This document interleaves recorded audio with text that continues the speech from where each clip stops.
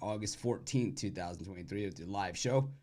We're live 7 days a week, 365 days a year. Of course, the weekend, a little bit different style. We start about a half hour earlier, but I tell you what, we could probably start a half hour later, depending if we're going to stay that style or not. The reason we moved it a half hour earlier was because it was taking 2 hours plus running into college football kickoff. But if we're going to stay this format, we could probably move it back. We'll have to see how that goes. I think we tell the cappers that we're saying doing it at the same time, and we actually move it back a half hour. Probably get it together, get actually off the ground. Capper time. Running on capper time. Chris, you run your life on capper time. How about the guys that get the capper flu? It's like they have a bad day and it's like they pass the next day on the card. I mean, we don't have any of those guys at Pickett. We used to have someone in particular that had the capper flu, multiple times. I think they had a medicine cabinet full and it still didn't help. But no, we don't have the capper flu. I've got a strong immune system and still managed to show up every day after. I'm working on some intros for our show. A couple different musics. I haven't decided if I'm going to go with like the Spanish upbeat. I think that's what I'm going to go with. I got one that's got like some whistling and screaming in the background. I think I'm going to go with that. Wake up! It's time for the Big Dog Morning Show. Man, I had one of those. I'm telling you, 100% of the time when I switch my big play of the day from one game to another, I lose 100% of the time.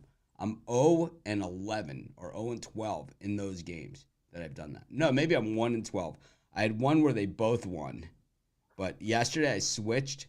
I had the Orioles as my big play, and then I switched it to Astros and just had Orioles as a regular play. Freaking again. Darvish pitching, it all coming together. Darvish in a big game. Padres against a good team. It's like, come on. I didn't watch a ton yesterday. It was probably one of the least days I've watched baseball. It's because they did a double back-to-back below deck down under. So I did have baseball on the smaller screens, but the below deck down under, I'm in. I'm in with both feet. 2 hours. You ever watch the below deck down under, Chris? Or the below deck? No, I can't say that I have. I've seen like the commercials for it, but just never. So Another show that I just my never friend really was got on into. the show. He was on Oh, the really? show as a guest, like on the cruise. I'd seen commercials for it, never watched it, but again, a show like that, like the idea behind it makes sense. A bunch of people on a boat working on a yachties.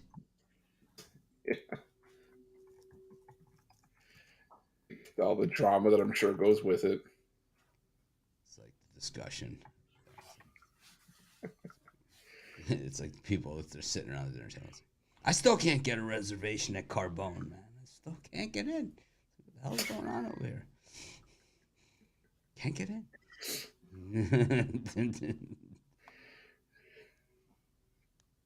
It's not that good. To me, that's the whole thing about it. It really isn't. Anything else exciting going on? No, just starting to brush up on like all the college football, trying to familiarize myself with just a lot of the new faces and the new alignment of all the conferences coming up and everything like that. Some new teams too, right? Jacksonville State, Sam Houston State this year.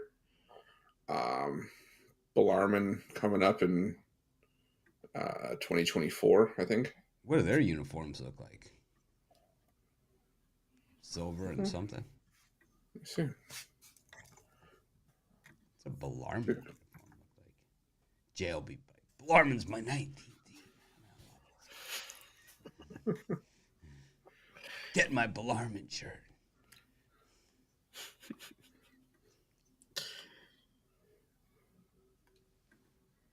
Soon Oh, they'll all you be know what? official. You know what it looks like? It looks like a Cowboys. cross between the UMass and the Boston College. It's got like that wine red.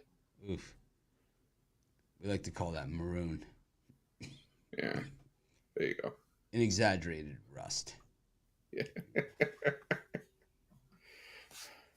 All right, how we doing on time here? Let's see. All right, we can go. We can go into the games.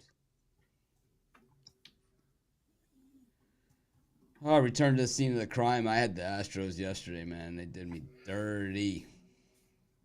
Really didn't matter that the Marlins put on those runs late because the Astros couldn't score anyway. They had the bases loaded twice, got zero. They had Tucker up one time, he got nothing. I mean, it was bad. It was way bad. But the Marlins starting to put a little bit of separation between them and the other chasers in the National League wild card.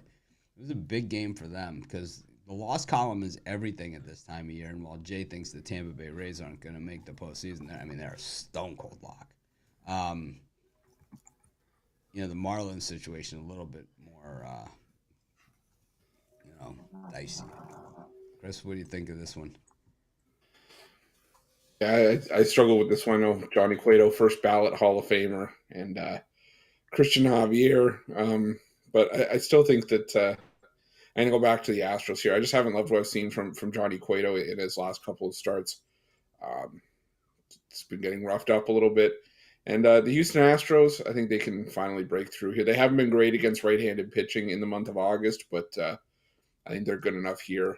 Um, Christian Javier, I think I've heard a couple of people say that he could be the worst 8-2 pitcher in baseball, just with how much he's been getting roughed up. But I don't think he's been pitching that bad. So I think he gets the job done here. I think the Astros win at a decent price. So give me the Houston Astros on the money line. So, you said Javier, but it could be Javier or the Sorry, other. my just Or the roll on the R just isn't. I'm still booting up this morning, what about the so Loogie? What about the Loogie pronunciation? Javier. Like when he's Javier. rolling up a good loogie. Javier. I like the loogie pronunciation myself. Prefer it. I can't We blame get, you. some It's people pretty some good. people use the term hawker, but loogie also acceptable. Jay, what do you think? Give me the money Marlins again today. Um, Taking them at home. They're playing well. They're out of that streak of playing terribly, and they've begun to play well. And some of their new additions have really turned the tide of this team. Bell, Berger. They kind of. I like the vibes going on right now in Miami. Javier. He can get roughed up just like Cueto can. I don't think either of these guys really determine the outcome. I think that this one's probably going to be a close game and it's going to be one late. And I think Miami's going to be the one to win it late, man. The vibes are at an all-time high. We saw them walk off the Yankees in dramatic fashion, beat up on the Astros yesterday. Come on, Miami. You need this dub. Continue putting distance in between these Astros and these Rangers.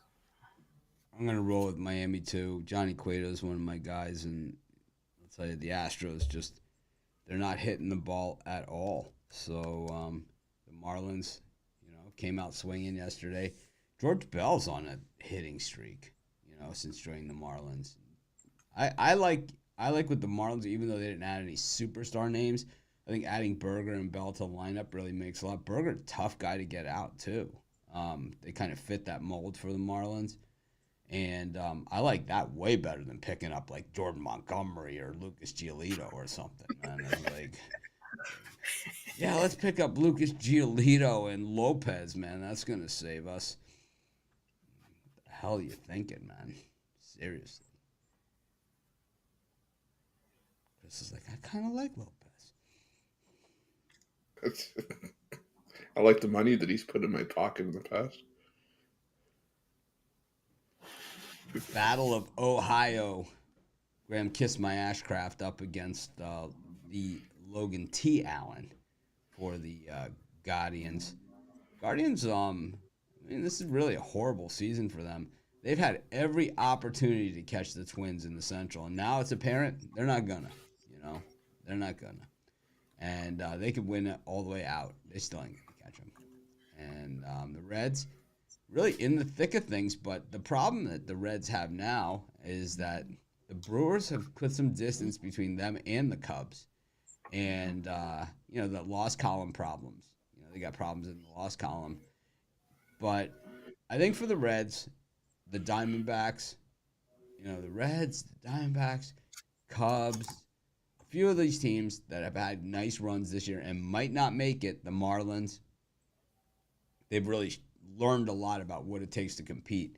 And as Chris will tell you, because I say it every other show, Wayne Gretzky got swept in his first Stanley Cup final. So you got to learn what it takes to win before you can win sometimes. Man, you haven't said that in 3 shows. I was starting to wonder if you'd retired the bit. Yeah, we're gonna stick with it. It's like, how about like how many you don't like? I mean, what you guys never really see is like, so all the websites that you watch out here, anyone that has like a massive website like we have, like Pick Dogs and Sports Chat and everything, all those people are owned by other companies. Like they're all owned by publicly held companies. I'm the only one who's out here, in these videos and does it that actually owns my company. And so I have to go to a lot of business meetings. Sometimes they're before this and sometimes they're after. But it's like there's always like the outsider at the business meeting that always says the 2 ones that you get all the time. Michael Jordan, you miss 100% of the shots you don't take, right? And the other one, it's not where the puck is, it's where it's going to. I try not to be where the puck is, it's where it's going to be. That's Gretzky, right? Isn't that what he said? Something like Yeah. that. And of course, the coldest winter I ever spent was summer in San Francisco. He's not finding out about that too much.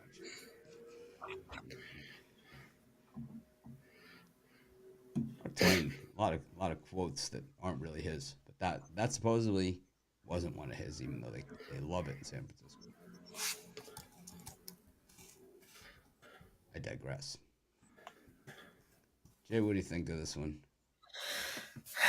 I think that's a tough game, but I'm gonna roll with the De La Cruz's, the Reds here.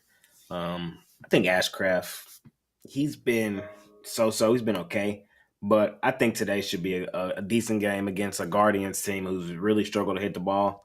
Logan Allen on the other side, he's been okay too, but he's been hit in spots, and I can just see Logan Allen giving up runs against a better Cincinnati offense more so than Ashcraft. Um, and I think the Reds are more equipped to continue fighting. I think, like you said, the Guardians are done. So I'm going to take the better team with more to play for here, the Reds, on the money line. I expect to see a packed house in Great American for this game, Battle of Ohio. It's just a lot more meaningful for the Reds this year than it normally is, and I expect them to take advantage of that packed house. Ashcraft's got that 6-7, 4.95, but I believe like some of the other pitchers out there, kind of like Singer, it was the front end, like Grayson Rodriguez, right? It was the front end that really put a lot of those numbers up. Ashcraft recently really hasn't been all that horrible. 1 run, 3 runs, 0 runs, 2 runs, 2 runs, 1 run, 6 runs. That was back on June 24th. I mean, he hasn't given up really more than 2 runs at all. In fact, he's given up more than 2 runs once in his last 8 starts. And it was against the Red Hot Nationals team. It happened, And actually, in that game, he was rolling with a shutout late. That was the game where the Nationals came back on them. Kiss my Ashcraft. I'm taking the Reds. Chris? Yeah, I'm going to take the Reds as well. It's just going to be a rough start for a rookie at Great American, Logan Allen. The Reds, not the best team in baseball against lefties, but I think they're going to be good enough here. And Mitch, like you said, Graham Ashcraft pitching a lot better than he did early on in the season. Last year, he had that first start where he stumbled and then really couldn't find his footing. This year, he had that rough start. He had the nice start, stumbled, had a rough patch, and then has now really picked himself out and he's kept it going. So I think we get another solid outing from Ashcraft here. I think we're getting the better price with the Reds here. So give me Cincinnati. 3 on the Reds.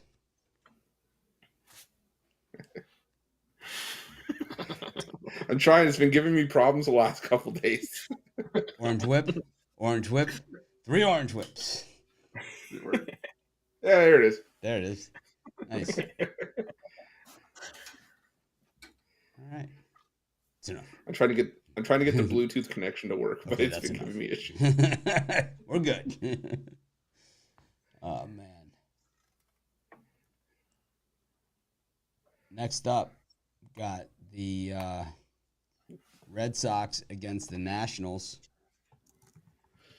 Nick Pivetta still has a paying gig. And Josiah Gray, of course, the king of the day game, pitching at night in this one. Josiah Gray's a guy that Romanelli, who's a numbers guy, right? And he leans on starting pitchers like no one's business, and hasn't really been a starting pitcher year, but he does love the starting pitchers and loves the guy that has the out pitch and throws a million miles an hour and strikes out a lot of guys. So Josiah Gray doesn't have a lot of that stuff, but he did pitch in the Dodgers organization, which means he's good. If you came up through the Dodgers organization as a pitcher, you're good. I don't care who you are. If you made it through the Dodgers organization, you got traded out, or you made it to the big leagues on the Dodgers, you're good. Nick Pivetta, one of my favorite quotes of the year, not Jay's, the Rays aren't going to make the playoffs. That we're going to use for the next about 25 years. But the Nick Pivetta, I learned how to lose on the Phillies. That was really pretty good. I learned about a lot, and it's like now he acts like he's this grand master of winning, But what he's been the same Nick Pivetta. He's a piñata. He's batting practice. He's absolutely nothing. Chris, he's an embarrassment to the organization. I'm gonna have to roll with Josiah Gray in this one in the Washington Nationals, who have been quietly hitting the cover off the ball. I'm not a Pivetta guy. I never claimed to be.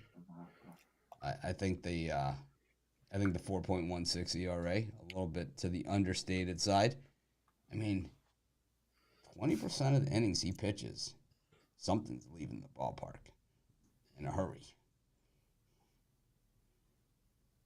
It's really not a good thing. Last year, Pivetta, he's ahead of last year's pace, where he went 179.7 innings, 24 bombs, which if he doesn't give up 20 plus bombs in a season, it's just not Pivetta in my book. So he's only at 17. So reality here is he probably gives up 2 to 3 home runs. He's gonna get rocked. I'm taking the Nationals. Chris, what do you think of this one? I'm gonna go with the over 9 here. I think the Nationals can definitely have some success over Nick Pivetta. They have been better against left-handed pitching, but I still think that they're capable of getting a few runs here. And expect the Boston Red Sox to get a few off of Josiah Gray, because Josiah Gray's problem still this year has been giving up the home runs. So I think we do see a couple home runs in this game, but I think we also get to 10, 11 runs when all said and done here, maybe a 7-4 kind of game. So give me the over 9 runs here. I'm on the Nationals here. They're playing well, man. I have continuously come here and tell y'all the Nationals are playing their best baseball the last 3 years. Vibes are at an all-time high. I think they're like 8-4 in their since the trade deadline. They're playing good baseball, and getting a win and a half here against a Red Sox team that's 50-50 on the road, I think it's worth a shot. I think Nick Pivetta and Josiah Gray, they're a wash, and I think there's a ton of value here on Washington, so I'm gonna take a shot here with them at home, because I think they continue to play well. Chris took a shot at Josiah Gray there, but the reality of it is that he's pitched 30% more innings than Nick Pivetta, and he's given up 1 less home run, which makes Pivetta a real piece of garbage. No, that's fair. I'm not saying that Josiah Gray's a bad pitcher. Look, you don't earn a spot in the lower part of the Phillies rotation during 2018, 2017 to 2021 ish. You don't earn a spot in the Phillies rotation unless you have the ability to get absolutely jacked on a regular basis. I mean, we remember Cole Irvin in that bullpen in Philadelphia. There was nothing pretty about it, You got to remember, old Nicky in the year that they finally had to just put a stop to it for him. They shortened the season anyway, but still, 15.88 ERA. He just 3 appearances, 5.7 innings, 10 hits, 10 runs, 10 earned, 4 strikeouts, and 3 home runs. He got absolutely crushed in limited action. He went to Boston after that. Same thing. Same thing, man. Crushed, and recrushed. Look at these. 2017 in Philly. 26 starts, 6.02 ERA. 2018, 33 starts, 4.77 ERA. 2019, 30 starts, 5.38 ERA. Basically, the guy gave up more home runs than Greg Maddux gave up in his entire career in 3 years.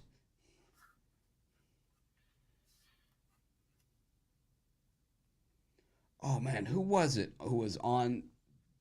Someone was on one of these games the other day, and they said, this guy, oh, I think it was Tony Gwynn went like 12 of 14 over a stretch against Maddox, Smoltz, like that whole line, that Glavin. Like Tony Gwynn was like 12 of 14 against, and all the times he didn't get hits were all against Maddox. But it was like it might have been 13 of 14 against the Braves. And all of the and it was against those 3 guys. John Smoltz was like, I want it out. He's like, I saw this guy come up, I just walked him. He says, I was just sick of it. I always thought of Gwynn as somewhat of a slap hitter, you know? I never really thought he was like, for the team.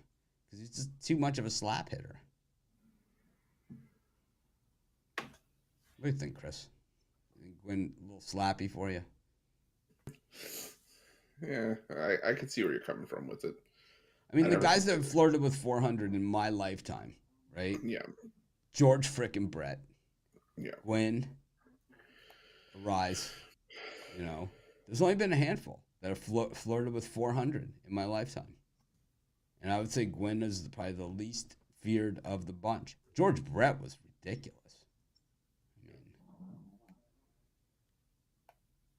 How about Robin Yount?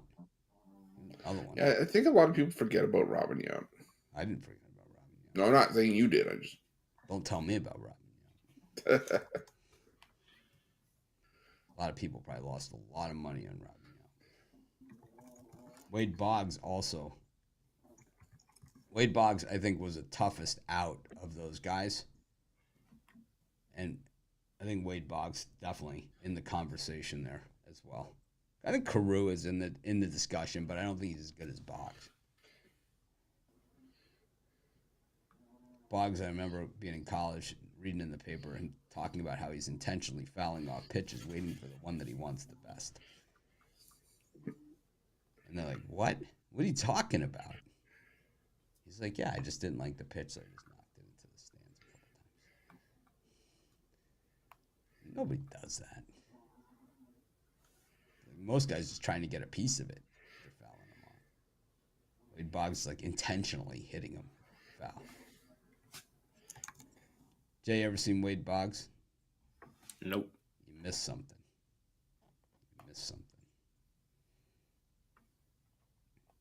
Chris, you ever see Wade Boggs? I've seen highlights. Like I've watched highlight packs and like those classic games. Off the chain numbers, man. Wade Boggs. Stats. Let's see what Wade ended up when all was said and done. Wade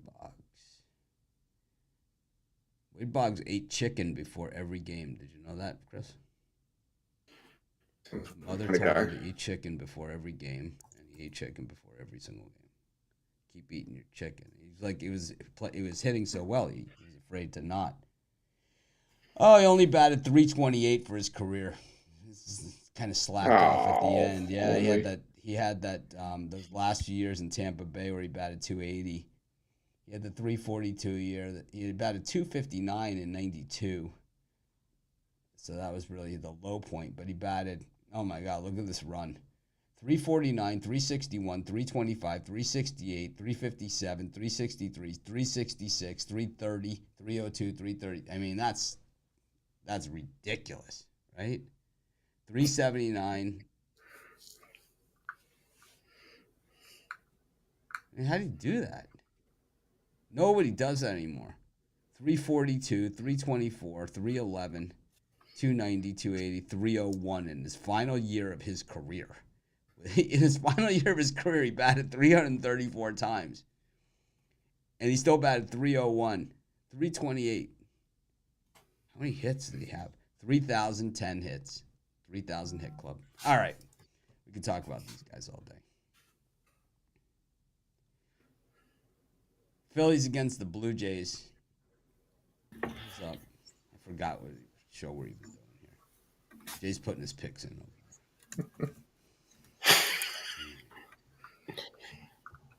What do you got? This is Chris's turn. Chris, who's the best Phillies hitter of all time? Oh, gosh. I'm gonna go with Michael Jack Schmidt.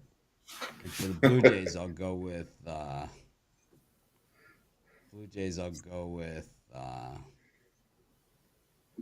oh boy, what's his name? Joe Carter. Yeah. Well, tough to argue either of those guys. What do you think? Yeah. What do you think of my choices there? I like him. I mean, Joe Carter's always going to get the at least the mention just because the walk-off homer in '93. But I think He was Carlos also Delgado. a great fielder. He was a great player. Oh yeah. No, he was for sure.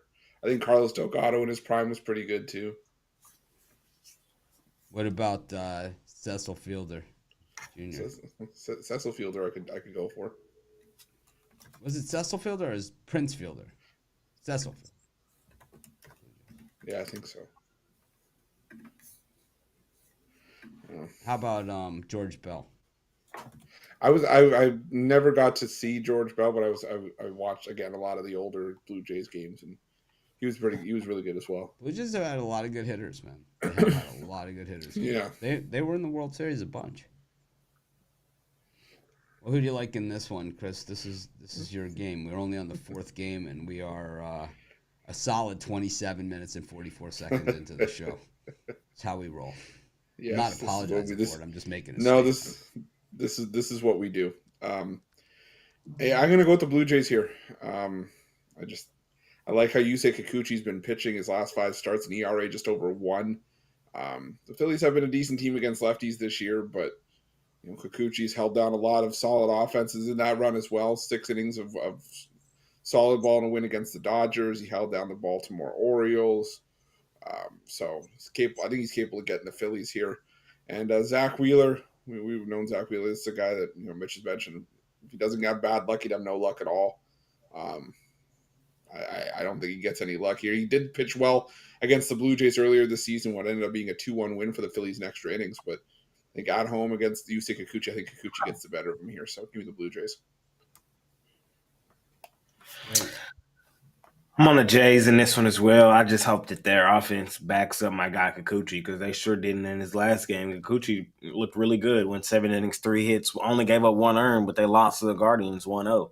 So the Blue Jays, they have days where their bats just completely disappear, and I hope those is not one of these days, especially with Wheeler on the other side. And it's looking like Wheeler is due in my mind. He's been okay recently. I'll give him his credit, but I think he's due in this spot. I think the Blue Jays at home behind Kikuchi at even money is the best place to be in this game. So that's exactly where I'm going to be. I'm taking Toronto.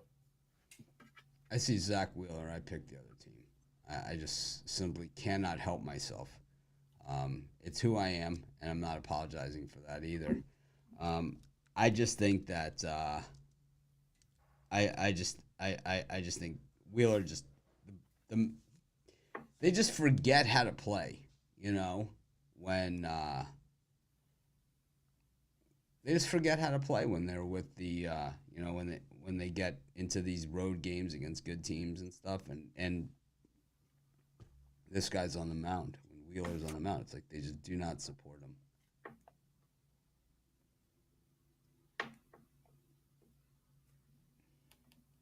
We move on.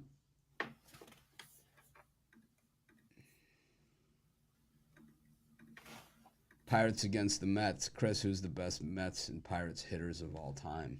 We going to go home run power hitters like we did last time, or we can go just regular hitters? We could talk about it. What do you think?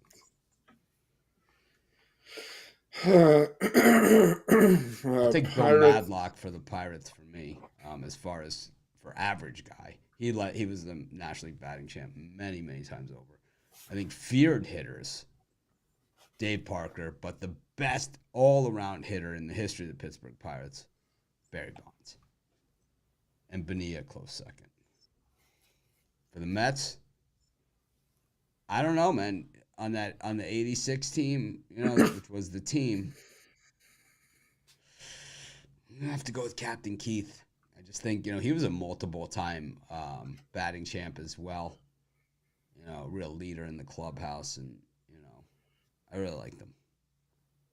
An all-around good guy. I'm gonna go with Keith for the Mets. Anyways, Jay, it's your pick. Over here in this game for me, Falter, Peterson. I just think we're going to see a higher scoring game.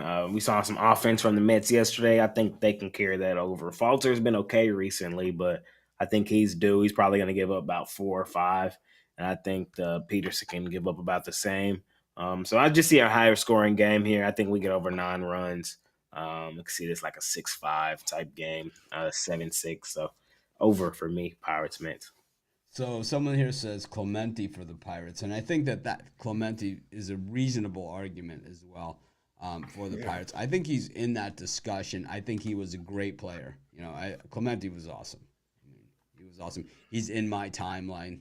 So guys that I've seen play.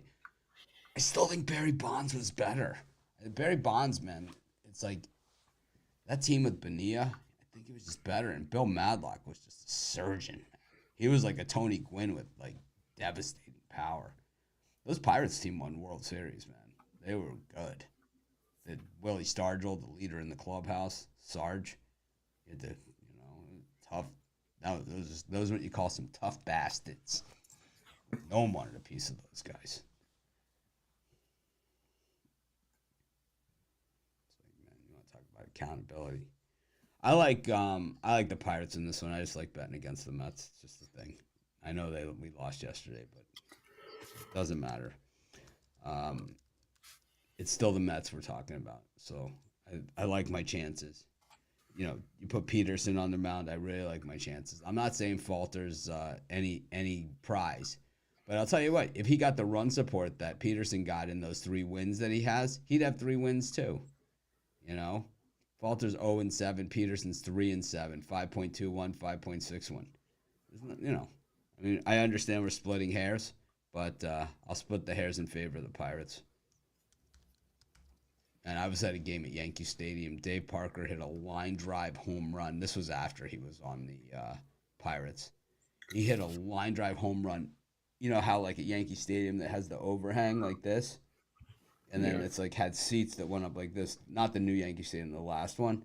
It went underneath that overhang of the first overhang, rocketed over the people's heads in that lower section and hit the back wall. And it sounded, and I was like all the way across the field. And it sounded like, bang! It was like, whoa. The guy was a serious hitter. Chris, your turn. Yeah, my Pirates pick is probably going to be Roberto Clemente as well, even though I do like Barry Bonds. I do like that one as well. I'm going to go with the Pirates here as well. I think, I'm just not looking to lay -140 with the Mets with David Peterson on the best of days. And, the Pirates for me just have been playing the better baseball over the last month.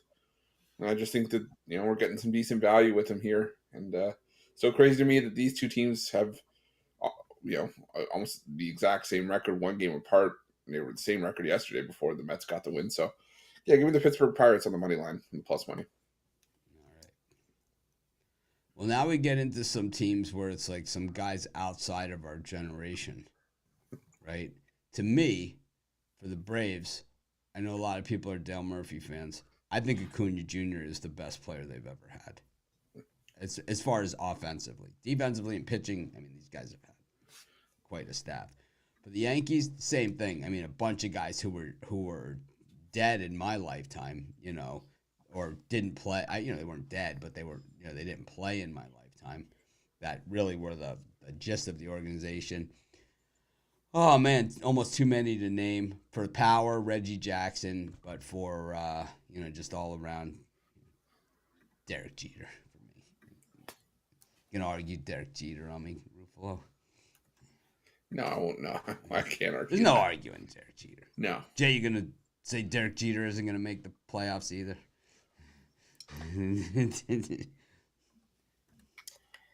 It's okay, man. We'll see about those Rays. Derek Jeter. Love Jeter. If you don't like Jeter, you don't like baseball. I'm sorry. Even if you're a Red Sox fan. As far as I'm concerned. Roger Maris for the Yanks. No way. No chance. Reggie Jackson. The night he hit the 3 home runs in the World Series on 3 pitches. That was just spectacular, man.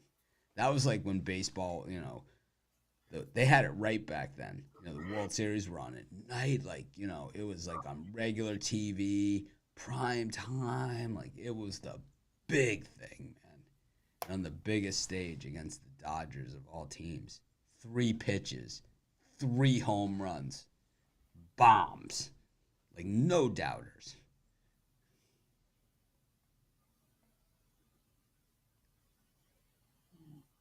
You guys arguing? Babe Ruth, I never saw him play. I know Bitler would argue differently. Bitler always asked me, what was it like to see Ty Cobb play? Always asked me that. Anyways, I'm taking the Braves in a walk. I'm going to lay 3.5 runs. And I'm also going to lay 3.5 runs in the first inning. This one's going to be a shellacking. Luis Severino, that touchdown he gave up against the Orioles, that's not something you forget too soon. That first inning, that touchdown. Who are you like in this one, Chris? And who's your players that you like?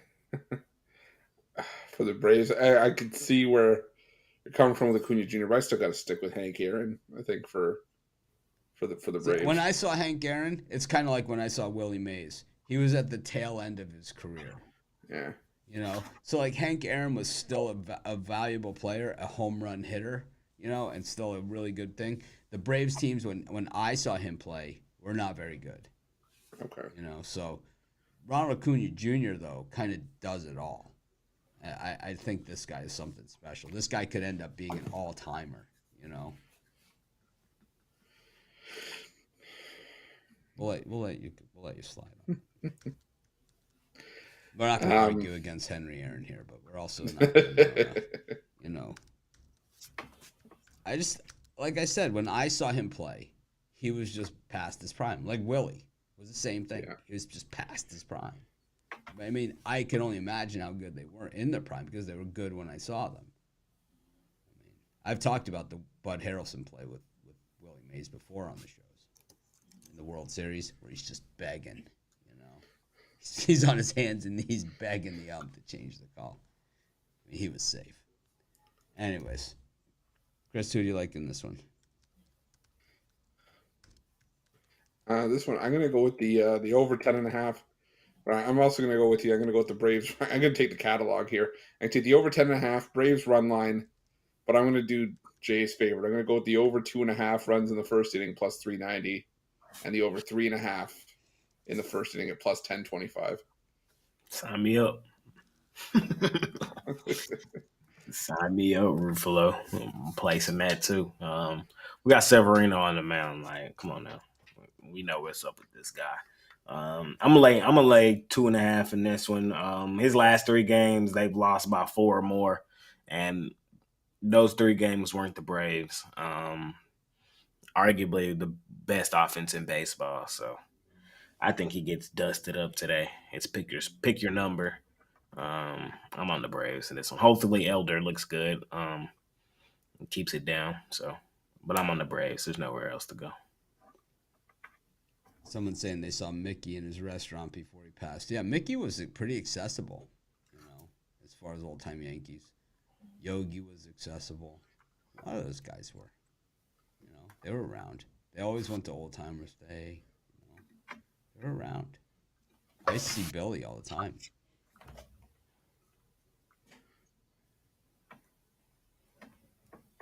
Billy, Yogi, Mickey. Anyways, we got the Tigers and the Twins. So actually, Chris, when I think about Henry Aaron and Willie Mays and some of these guys, I've also mentioned this before on prior shows years ago. There used to be a show called Home Run Derby. Yeah, I remember you mentioned this. It used to be at Wrigley Field. It was at Wrigley Field, and it was a black and white show. And all these great hitters used to be on it. They had a different show every week, and it would be like the defending champ would take on like Hank Aaron or Mickey or someone like that. And it was who can hit the most home runs. It was at Wrigley where it was even all the way around. And it was like in the off season or something. And like they'd talk to the guys. You should check it out. I'm sure it's on YouTube. They had everyone. Ted Williams was on it. Everybody. Everybody. And Hank was awesome on that show, to be honest with you.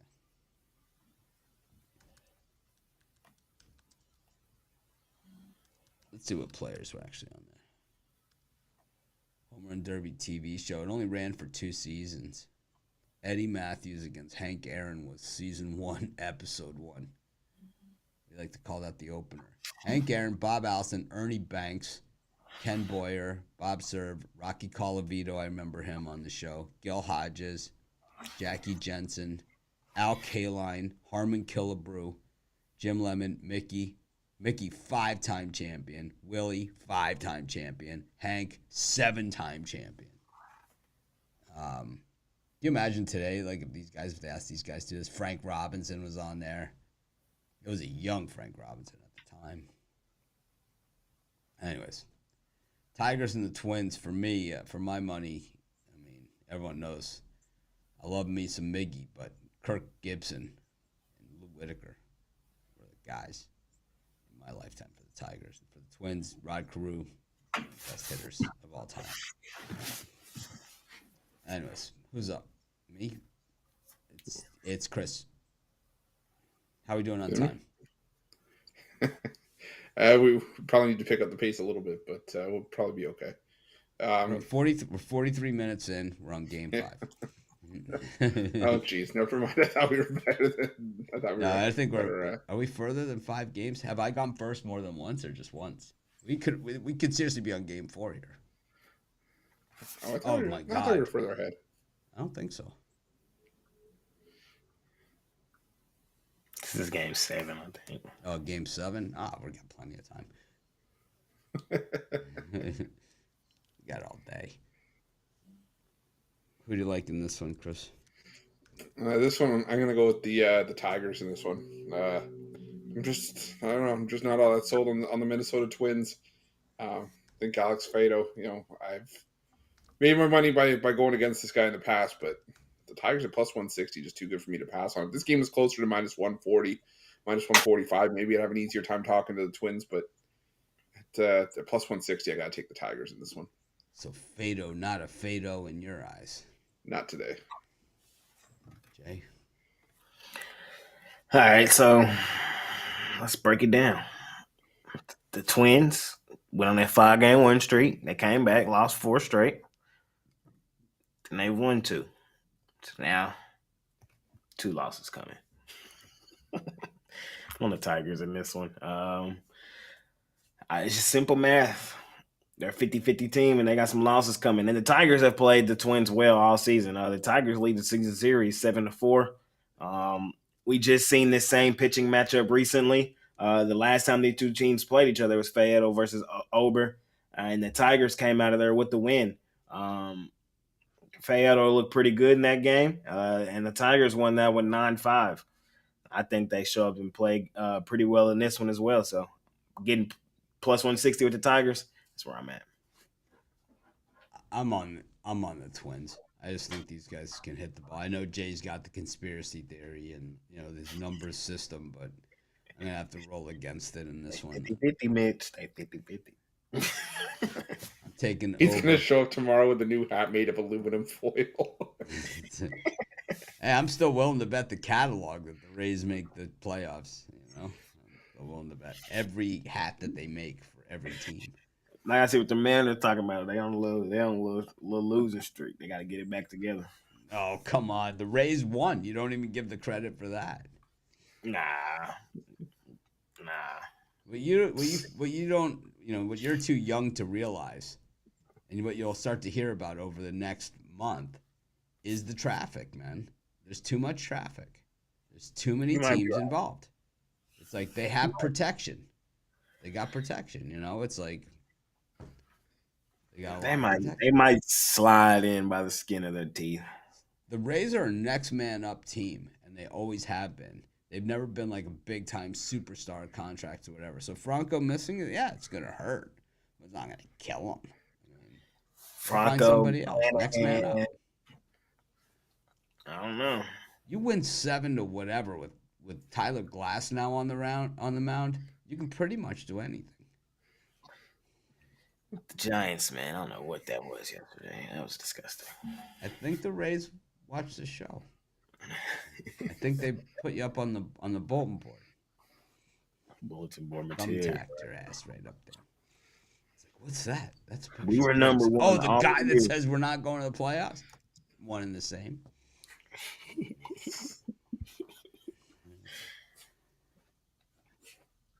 Better watch out. The Twins will be next. Coming off a win, they'll be like, "Oh yeah." I tell you, I've lost a lot of money on the Twins this season. Both ways. Not gonna lie, as Jay and Chris both say. Not gonna lie, lost a ton of money on the Twins. Both ways. A's against the Cardinals. I couldn't get a starter for the Cardinals. The closest I got was Watkins, but I'm not even sure if it's him.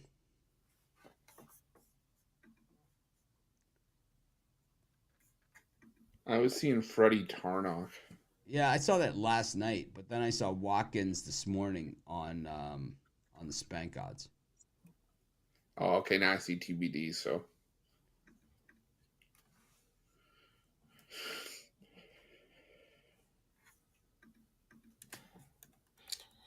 I'm gonna be honest, guys. This is a Ruffolo.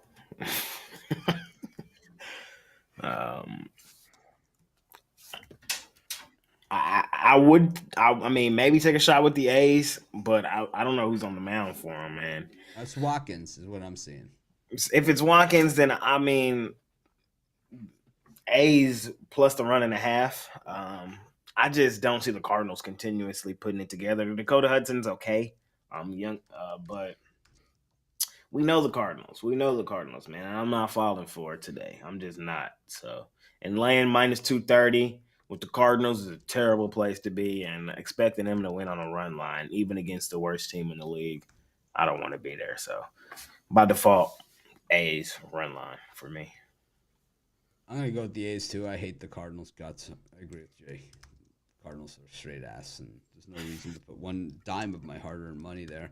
I'd rather lose and try than to be on a team that doesn't try. Sad for the Cardinals. They're resigned to lose. That's pretty much where they're at as a team. A lot of great hitters on Cardinals history, too, man. A lot. I think Mark McGwire, though, is the best home run hitter they ever had, for sure. He got a little help. And then for the A's, I'm going to go back to Reggie Jackson again, man. He was phenomenal. I think the A's are the last team to three-peat. Is that still the case? The swinging A's, 71, 72, 73. I think so. They would have won 10 in a row, but that was the year that they allowed free agency, was 73. And after the 73 season, the band broke up. Joe Rudy, Sal Bando, Burt Campaneris. They had a killer team. Just absolute killer. Swinging A's, man. 3 in a row, World Series. 2 controversials. That's the best kind, too. No, the Yankees did it in 98 to 2000. Did they? Yeah. And then it was the A's before that. Yeah. Reggie Jackson teams. Vita Blue, Jim Catfish Hunter. They had a crazy pitching staff, right? Blue, Hunter, John Blue Moon Odom. Gene Tennis was on that team. Crazy good. Those A's. Domination. Anyways, Chris, what do you think about these A's and these Cardinals? Oh boy. Yeah, these A's and these Cardinals. I'm gonna lean with you guys to the A's. I'll probably go with the over though, over 9. It's crazy because the A's have had really good teams historically, right? Yeah, they have. It's like just because we see this team now doesn't mean this organization hasn't had a ton of, great teams. Remember that pitching staff they had? Who was it? Hudson and remember they had the big 3. They won the World Series with Canseco and McGuire. They were in the earthquake game. Remember the earthquake game? Dave Stewart. Jay, you know the earthquake game? Nope. Oh my God. So the games. It's San Francisco. It's Oakland versus San Francisco in the World Series, right? Isn't that who it was, Chris? In the earthquake series? Yeah, I think it was. Yeah, I think it was. So it was San the Francisco. 2 Bay Area teams playing against each other. Yeah. It was in Oakland, the World San Series. Francisco. Yeah. They get out onto the field, and there's like a major earthquake, not like a little tremor, like a major freaking earthquake. They cut to Roseanne, is what they did. They cut to Roseanne because it was so bad. That's crazy. Yeah, and they resumed the series about a week and a half later. Al Michaels was from the Bay Area, and he was in the booth, and you could hear him screaming, "Oh my God!" I'm trying to remember who was on that. Who was that 3? Like the 3-headed monster that you're talking about? It was Dave Stewart. It was definitely Hudson. Was it? Was it the year that they had Dave Welsh, Scott Sanderson, Dave Stewart in 1990. So was Storm Davis on that team? I'm not sure.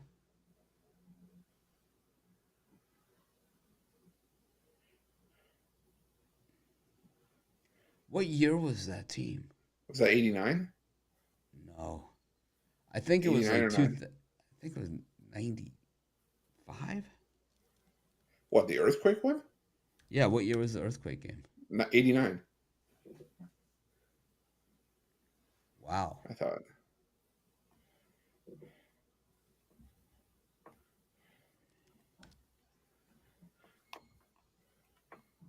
I have no idea. Because 95 was the year the Braves won. I remember that. I can't remember. The Bay Area World Series was 89. I remember that. Hudson. Tim Hudson. What year was he on the A's? Now we just got to dig back. We got to start there and pull back. That's really what it comes down to. So Tim Hudson was on the A's from 2004, 98. So it might have been 1998 or 2000. 2000 A's stuff.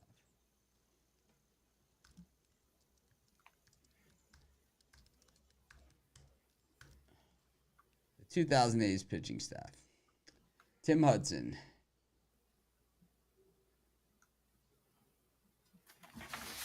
I don't know. Were they in the World Series? The big 3. Oh, here it is. The big 3 of the A's pitching staff. Tim Hudson, Mark Mulder, Barry Zito. Oh, okay. Was the big 3. God, man, why was that so hard? Jay, you should have known that. These are your guys. Shit. Sure, What Mills year? has got the 89? 10 years before I was even born? Shit. No, that's not. It's 2000. No, a year after. Yeah, you should know this stuff. You Chris, should- who'd you take in this game anyway? I digress. I took the over 9. I leaned with you guys to the A's.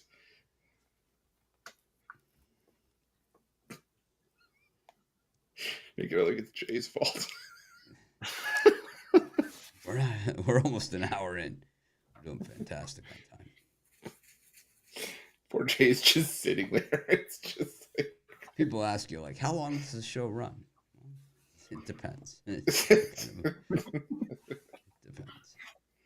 Don't you guys have a life? Not really. No. Don't you guys have anything else to do? Nah. Not really.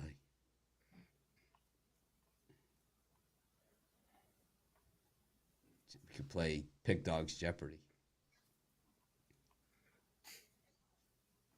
True or false? We could play True or false.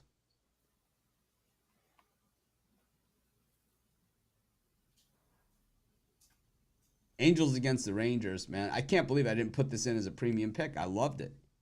I loved this game yesterday. I love the Rangers. They slaughtered them. But what we have here is two of the crappiest pitchers in all of baseball up against each other. This is what you call trade deadline crap. Jordan Montgomery, I can only hope the Rangers put him in that same uniform they put him in last time because he looked like he weighed about 650 pounds. We only wear those Friday, Saturday. Didn't have the slimming effect he was hoping for. That was like when you remember Charlie Weiss used to coach Notre Dame. He was also the head coach. He was like the offensive coordinator for the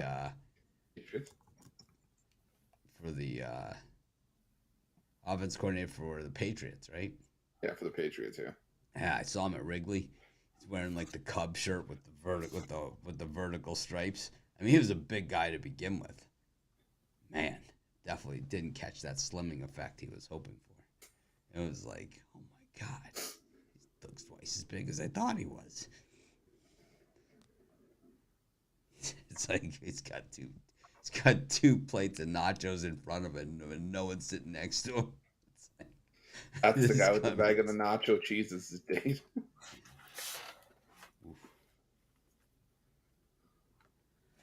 Anyways, who's up now? What do we got? I took It's you. It's me? Yeah. I might never get to this one. The best Rangers hitter of all time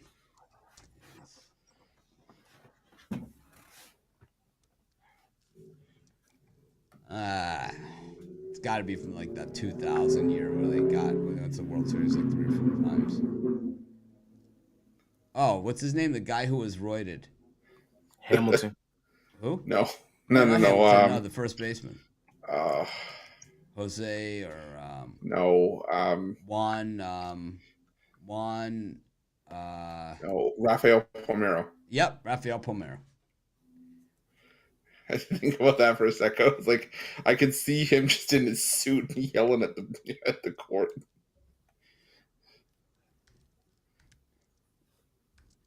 I think for the Angels, they've had actually some great players. They've been big free agent buyers throughout the world, throughout the century. But Shohei Ohtani's the greatest player to ever wear the Angels uniform.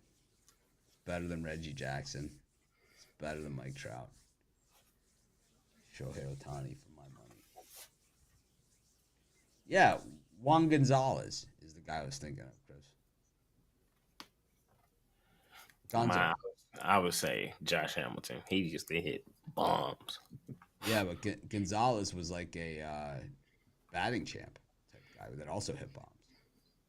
Well, you said roided up in a mustache, and the first thing I immediately thought of was Rafael Palmeiro. Don't tell me about roided up in a mustache. We should show up roided up with a mustache for Halloween. Just get the muscle suit. All roided up and ready to go.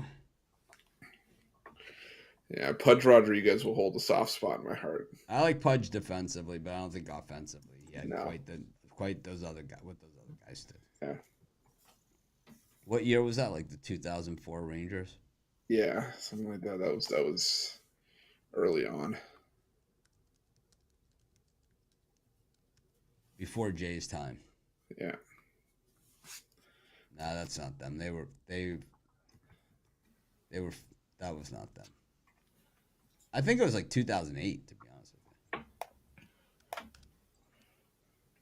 Pudge was there from 91 to oh, oh sorry, 91 to 93, 94 to 2000, and like sporadically from 01 to 09 you. I like Pudge. with stops in Florida, Yankees, Astros, and Nationals. Did not think he got around that much. Oh, he got around. You look at the 2009 Rangers, like half the guys are still in the league. That's how talented that team was. Was that the World Nelson Series team? Cruz. And yeah, or had recently retired. World Series was 11 and 12. Was it? Trust me, I know. Ruffolo had the Jason Saltalamacchio jersey. Standing outside, so me and my dad, we're standing outside Dick's Sporting Goods, ready to get our championship gear. Nelson Cruz, left field. Oh, Adrian Beltre was another guy that could hit. It's disgusting. Elvis, Kinsler, Moreland, Yorvit Torrealba, Josh Hamilton, Andy Chavez, Nelson Cruz, Michael Young, Chris Davis. Oof. Really went down the toilet on that ugly bitch.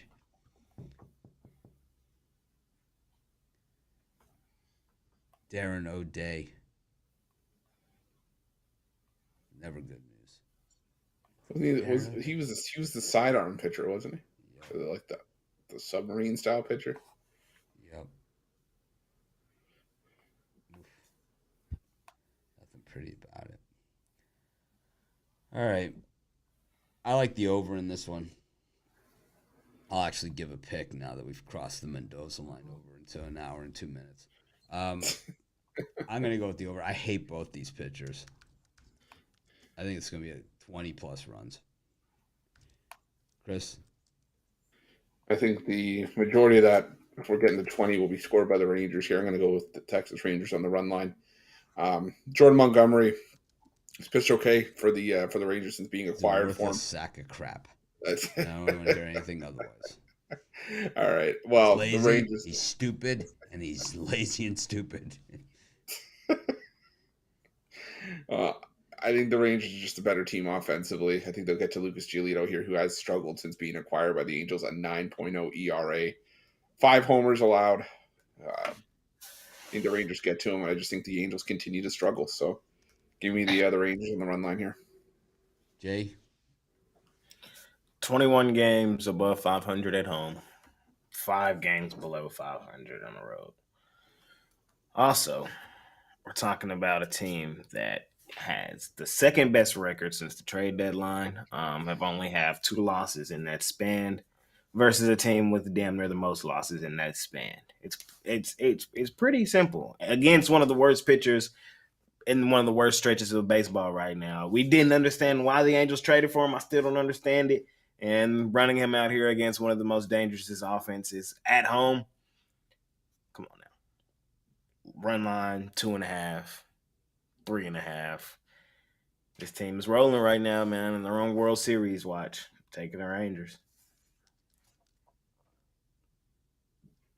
2012, it was the post Torrealba era, but he was still there, but they replaced him with Mike Napoli behind the plate, moving Mitch Moreland, Adrian Beltre, Elvis. That team was cold. Josh Hamilton, Nelson Cruz, Michael Young. Team was nice. Yep, it was a good team. Nelson Cruz drops the ball. Yu Darvish. Good Yu Darvish. Derek Holland. Ooh, Neftali Feliz. Who didn't lose money on Neftali Feliz? Used to throw 100. Feliz. Used to throw 100, but boy, yes. That ball come off the bat at 103, 120. Roy Oswalt was on that team. He didn't play much. Ryan Dempster. Wow, this is a retread team.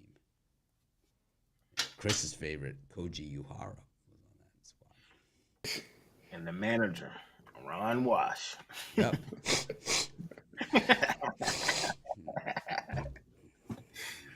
Ron Wash, man. There is something going on in this team. It's happening right under my nose.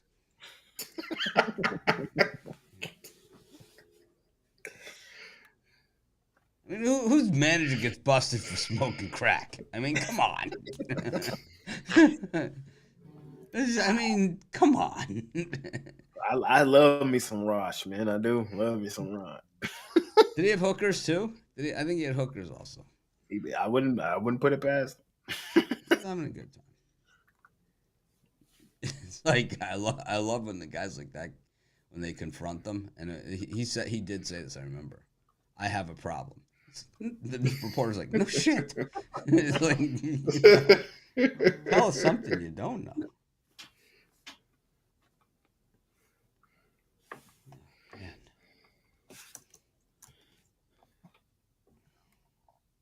Chris is the best picker from Pick Dogs. I would listen to his prediction. Thumb up. Fair enough. I'm not here to argue. I'm not. I'm staying away from that. Hello. Thumb up.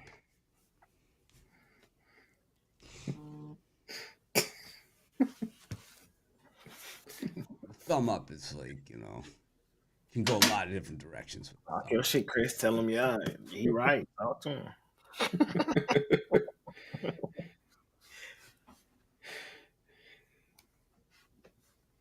We got the Pick Dogs rainbow. We got the thumb up in 17 different colors.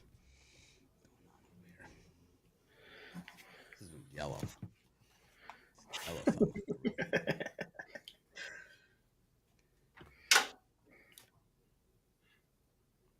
What's your win percentage? It's on the website, pickdogs.com. It's on the website. I'm not going to waste time because you're too lazy to go look. On the free picks, we don't keep track. We give picks on every single game. We don't cherry pick like the other guys. But I will tell you that every single handicapper we have at Pick Dogs is a real person that shows up on shows and does all that sort of stuff, unlike a lot of the other websites. I will promise you that much. Who's the best? Well, you can go to the website and look. We have all historical records there. We're not going to do your homework. We're not going to. Who's the best of us three? Well, I don't know, and I don't care. Who's the best out of you three? We're all better than you. I'll tell you that. At least we have the ability to go to a website and look at something. Stop trying to divide us. Okay, it's me. No, I'm just kidding. All right. It's me. Fine, twist my arm. Oh, man. Yeah. We know there's another game. Cubs and the White Sox. Battle of Chicago. The crosstown rivalry, as they call it.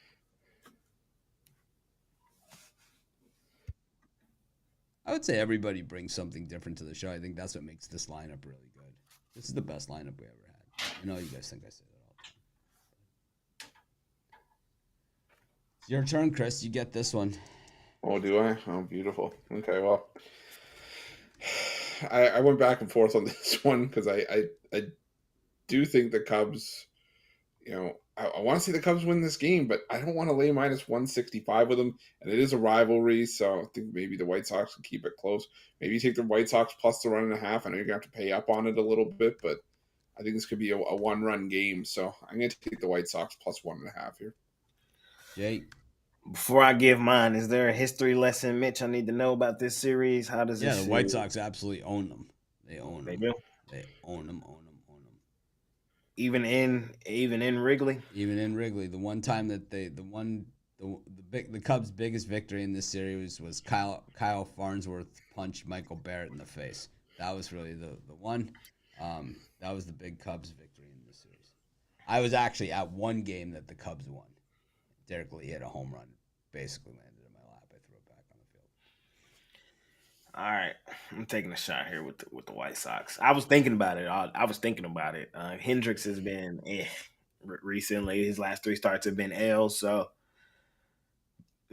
Tiki Toussaint, he hasn't been good. I'm not gonna say he's been good, but he hasn't been terrible. And I think in this spot today, it won't be as bad as the Atlanta Braves game. Maybe we get the Toussaint from a few of the other games. I was looking at the wrong thing, but maybe we don't get the Toussaint from some of the other games. Maybe we get the Toussaint that was in Cleveland or played against Cleveland. It looked pretty good there. I think the Cubs might struggle here is all I'm trying to say. I think the White Sox, there's value there. So I'm taking a shot here with the Chicago Cubs. I mean, with the Chicago White Sox. I ain't gonna do what I did last time and take Chicago. We don't get a lot of who's the best on the site because everything's transparent. So it's just I'm always kind of taken sideways when I get that question. I think it runs day to day, and week to week, and month to month, and it all just depends on who's seeing the board. It's a fluid and constantly moving situation. I think it is. I think it is. Definitely. I think we're transparent, and I think that's the most important thing. We're consistent, transparent, honest. We don't have any fake people, and to me, that's all the things that are important. When you have a guy like Ben Burns who has like 8 different people, on all these different sites, and while Wager Talk says he's exclusive to them, any site that has Will Rogers has Ben Burns because it's the same person, right? So it's like, I don't run that kind of operation here. So they're all frauds. And I am not afraid to call them out on it. I mean, there's other guys that aren't frauds, but usually smaller operations, not guys that claim to be the best of something. Meanwhile, their main guy, the guy that they think is their best of the best, has multiple handicappers under fake names and fake pictures. Picture of his father-in-law or something. All right. Now that everyone feels uncomfortable. We got the no one makes them feel uncomfortable like I do. I'm taking the White Sox in that one. I love them. I'm a homer. I don't care. It's my team. I'm not apologizing for it. I would never pick the Cubs against the White Sox in the Cubs against White Sox game. I don't care who is playing, who's pitching. I don't care if the Cubs were undefeated, 160-0, looking to finish the season 162-0, and their last 2 games were against the White Sox. And the White Sox were 0-160. I would still take the White Sox. In other words, I can't give an honest opinion. We like that sometimes. Wager Talk is valid. They're ass clowns. They're a joke.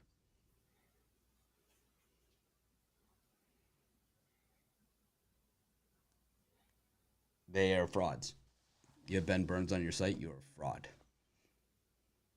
He has other handicappers with fake pictures and fake names. And if they're willing to stand behind that, so be it. But I will not. I don't stand for it here. All right. I feel good.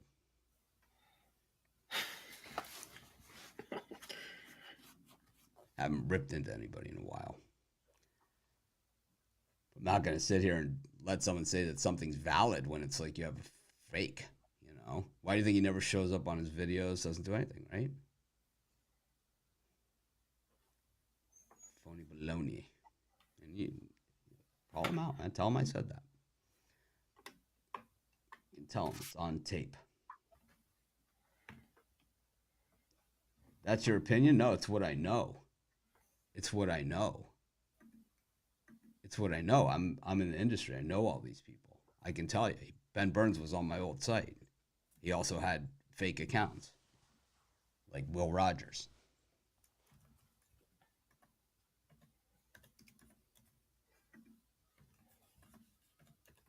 Their records speak for themselves. That's why they don't show them historically, because they speak for themselves. We don't show our historical records because they speak for themselves.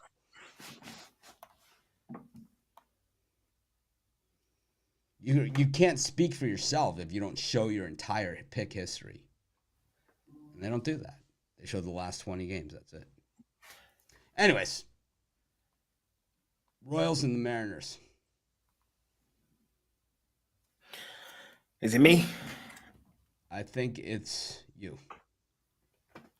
Bounce back day. I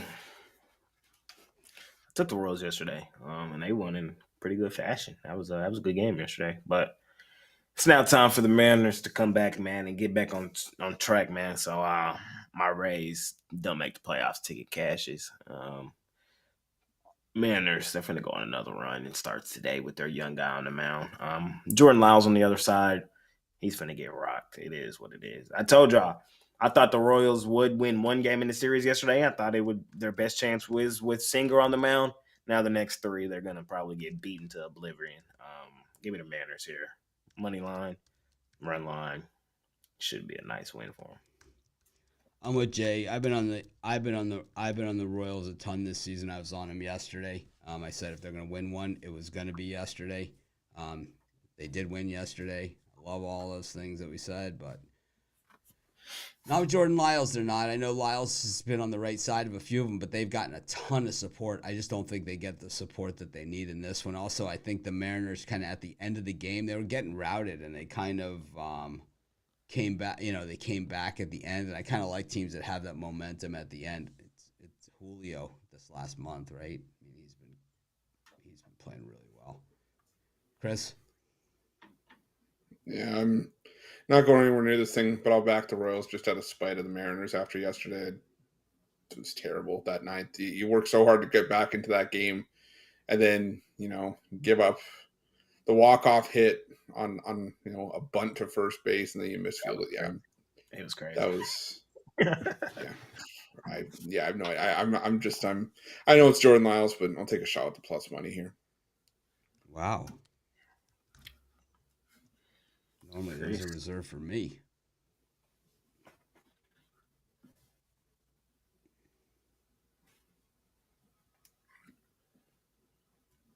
Fair enough.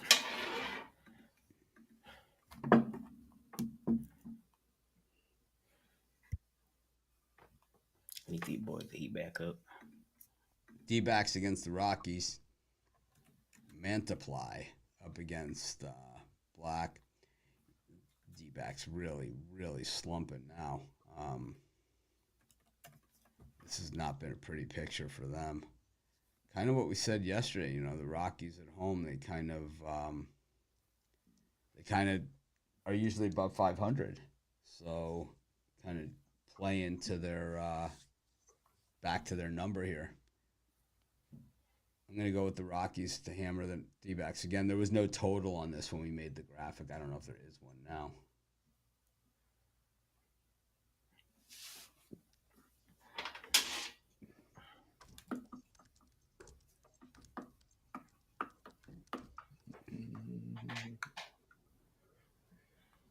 But I'm on the Rockies. Chris? Yeah, they're 12.5 is the total now, and Diamondbacks laying minus 155. So I'll take the Rockies. I'll take the over here.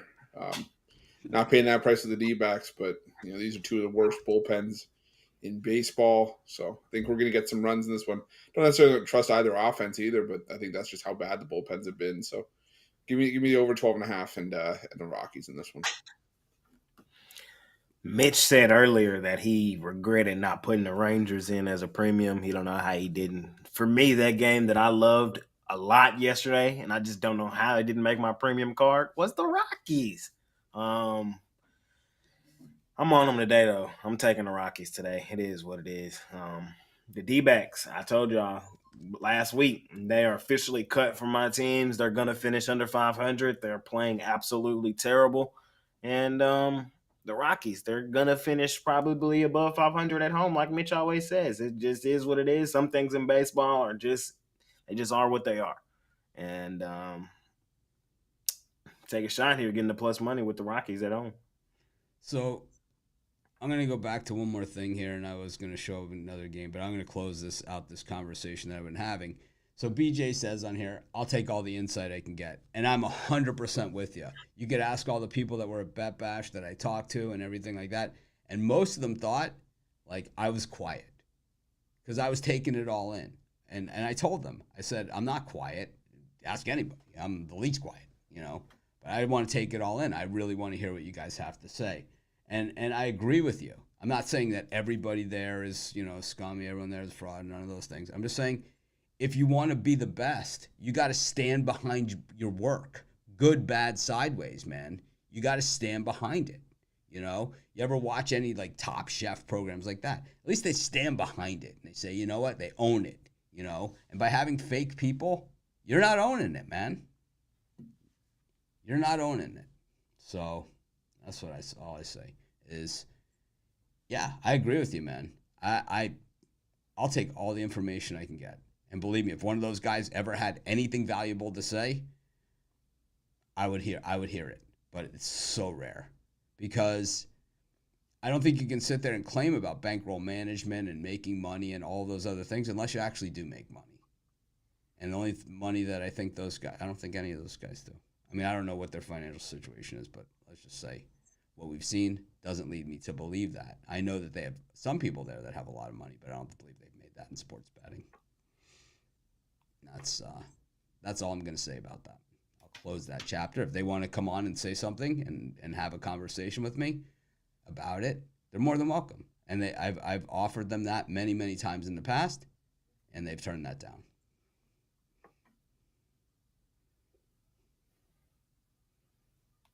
Meanwhile, we passed them like they were standing still. Anyways, Padres against the Orioles. Yeah, I think BJ and I think we're on common ground. And I'm on common ground, but I'm the guy in this industry that's not afraid to call it like it is. I think I'm the only guy because I'm the only one that owns my company that's out here representing it. I mean, I leave this show, man, I'm in meeting after meeting all day long. All day, man. All day, every day. It's like, I don't care what company you own or work for or who works for you. You got 100 people that work for you, you got 100 kids on top of it. And I'm not saying these guys are my kids or act like kids at all. I'm just saying, well, I got to make sure they're all taken care of with everything that we do.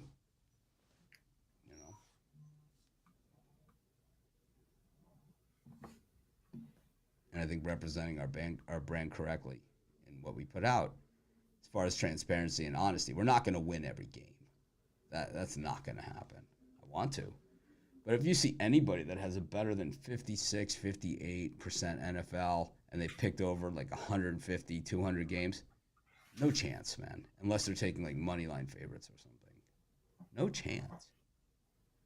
What's the best you've ever seen anybody hit NFL like long term, Chris, against the spread? Like 58%, 57%. I think 60 at most, and that's on our. I saw someone hit on our board. Someone picked 100 games. And they did 60. That's reasonable. But the more games you got, I mean, I don't think Vegas ever loses on NFL Sunday. They might announce that they do, but I don't think they ever actually do. Anyways, Padres against the Orioles. It'll be fun. I'm going to get some guys on here that actually do know all about that stuff. Guys that make the lines and have made the lines in the past. Some of the sharp books, some of the people that bet for syndicates, things of that nature. I think this one is you, Chris. Me.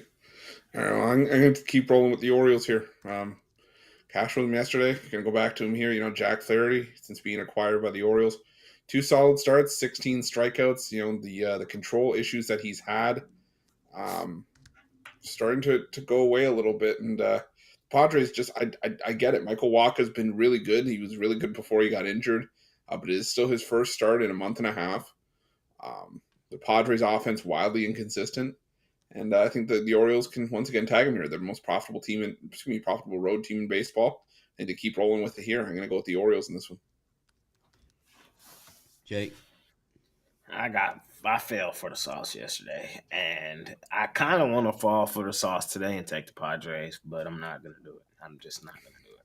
I lean to the Padres, but I'm going to take the under. I think Wacha does come pitch good. And like Chris said, Flattery has looked pretty good as well. I think this is just going to be a lower scoring game no matter how you slice it. I can see it. I'm going to say it's going to be 3-2 either way. I think that's how I see this game. 3-2. So I'm gonna take the under between O's Padres. I'm always going to take the overachieving good team against the underachieving bad team any day of the week because I think when the overachieving good team, when good things start to happen, because the game is always a game of ebb and flows. Like yesterday in Miami, right? We saw the Astros had the bases loaded, and the Marlins got out of it in the second inning, right? Sure You did. could see they had a little kick in their step. In the bottom of the eighth inning, the Astros also had the bases loaded again. The Marlins got out of it. In the ninth inning, they put 3 runs on the board, and the game was basically over, right? It's a game of ebb and flows, and we feel it. And when you're at the ballpark and you're at there, is when you feel it the most, right? The live event, right? Live is better, right? It's always better. You could feel it. It's funny because you're watching a game on TV and like you might think it's a blowout on TV, but when you're at the stadium, it sure as heck doesn't feel that way, right? It's always a little bit different. But you know, I think that I think when you have a team that's running bad, something bad happens and you get that here we go again. And a team like the Orioles, where it's like good things happen, it's like we got this. We can still do this, and I'll go with that every time. Got the Dodgers taking on the Brewers. It's Miller on the mound for the Dodgers, Hauser for the Brewers.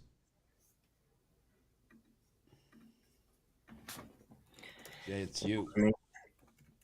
Well, there's only one team that's playing better baseball than my Texas Rangers, and it is these Los Angeles Dodgers. Quietly kept, man. They're just rolling. They've lost like one game since the trade deadline. Playing extremely well, and I'm not jumping in front of them. Not for the Brew Crew.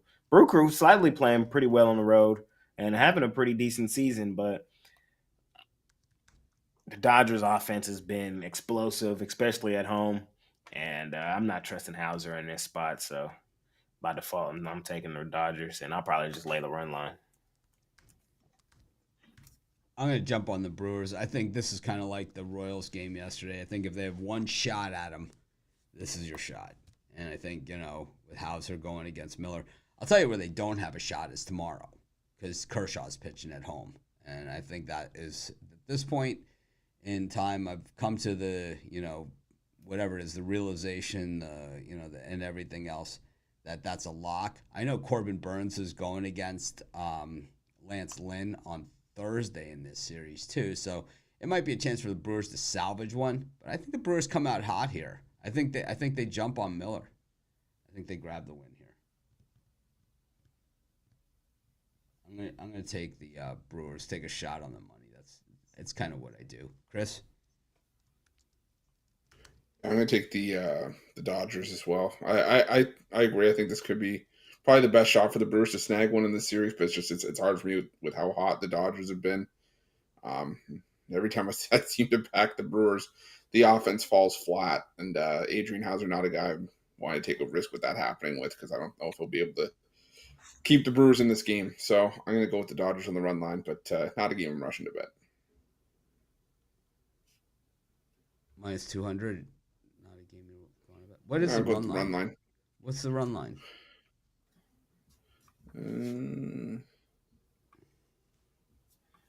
Probably like minus 130. Oh. Yeah, it's going to be up there.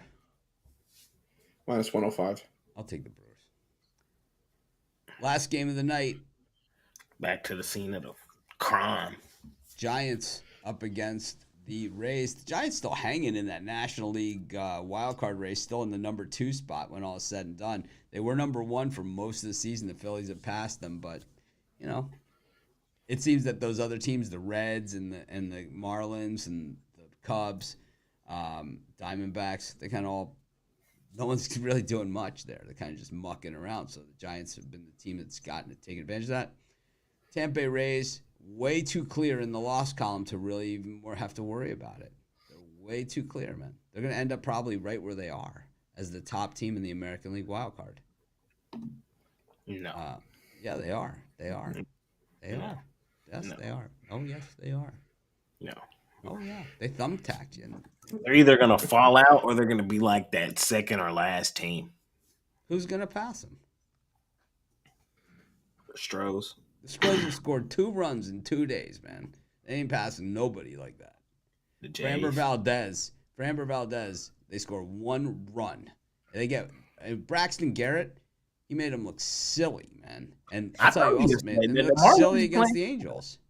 It's like you got in order to pass the team, you got to win consistently, and they got to lose consistently because the Rays got them in the loss. It's about to happen. They're only they're like 3 games or they're 3 games apart.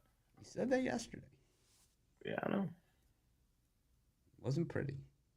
They thumbtacked you, man. Oh, good. It's 3 in the loss column, 4 in the win for the Rays. They're 5.5 clear of the Mariners. There's still enough time. There's still like 40 games or so left, right? Not enough. That's enough. Not enough. It's enough room. It's not enough.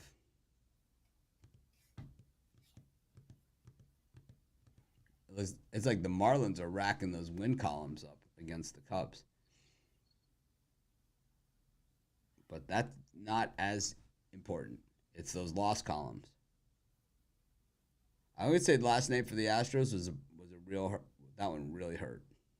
Yeah, we pushed them back in the division, and in that wild card race.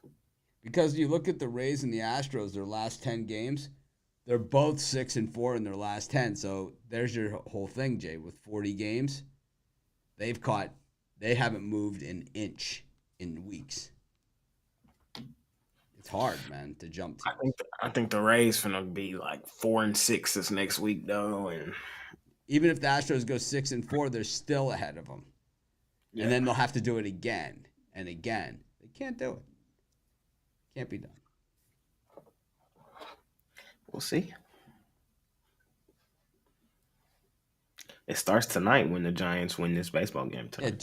Yeah, Jay gets there. He's our young gun here at Pick Dogs, Jay, and so he lets emotion get the best of him still more than anybody here. I let emotion, like in the Cubs White Sox, I don't care, right? I mean, I shamelessly admit it, and Jay is kind of the same way with his Rangers, Mavericks, and some of the teams he doesn't like too, and Cowboys, and then some of the other teams that he doesn't like or doesn't think he's doing. Like the Rays because they had the best record of the first half of the season, and the Orioles because they're competing with them. So got to take Yu Darvish to beat them. Like that's ever going to happen in our lifetime. And then if you ever have a chance, go back and watch our halftime show, the Eagles Cowboys on Jay's birthday. Is that the one Jay's birthday? Yeah.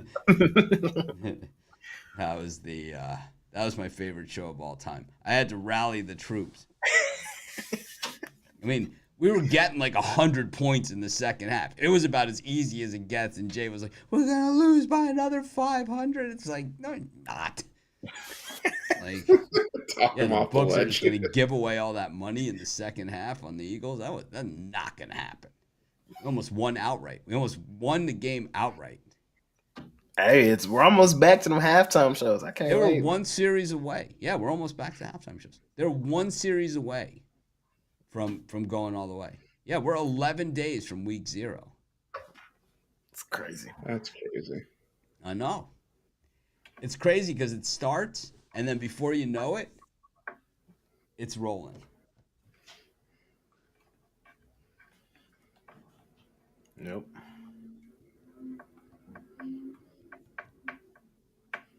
Anyways, I'm taking the Rays in this one. I'm all in. I like that the Rays. I also have to say that the Rays' handling of the Franco situation, top notch.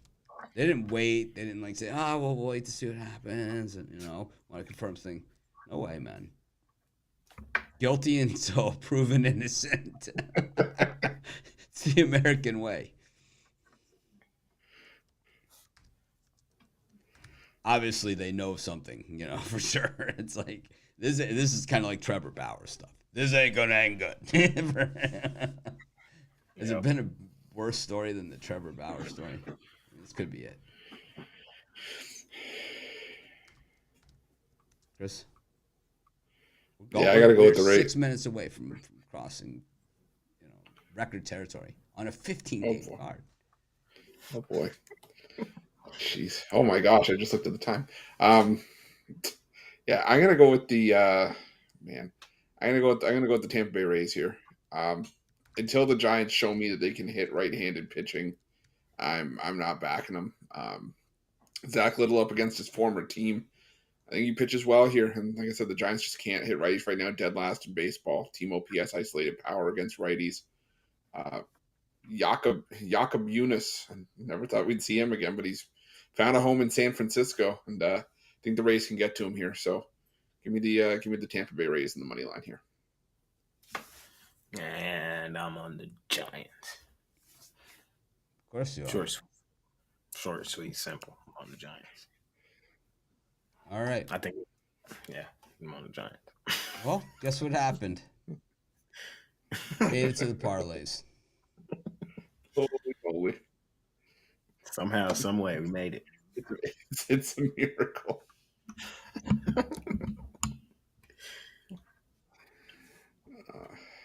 All right, for my parlay, I'm going to go with the Cincinnati Reds. I'm going to go with the over in the Yankees and Braves. And I'll go with the Pittsburgh Pirates.